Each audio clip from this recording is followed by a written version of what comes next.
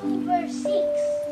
Ituro sa bata ang daang dapat niyang lakaran, at hanggang sa paglaki, di niya ito malilimutan. Josue 1 verse 9. Tandaan mo ang bilin ko. Magpakatatag ka at lakasan mo ang iyong loob.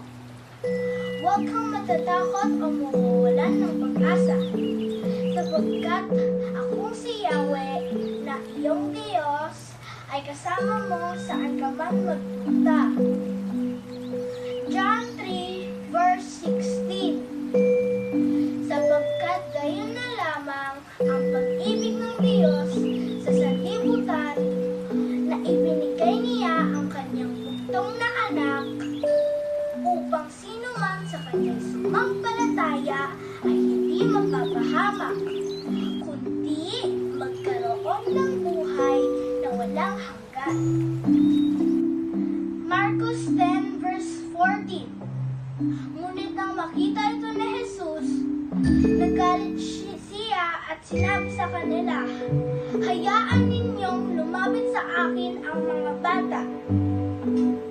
Huwag ninyo silang pigilan, sapagkat ang mga tulad nila ay nagtataglay ng kaharian ng Diyos."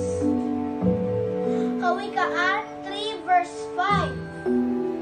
Magtiwala ka ng buong puso sa Panginoon, at huwag kang manalig sa iyong sariling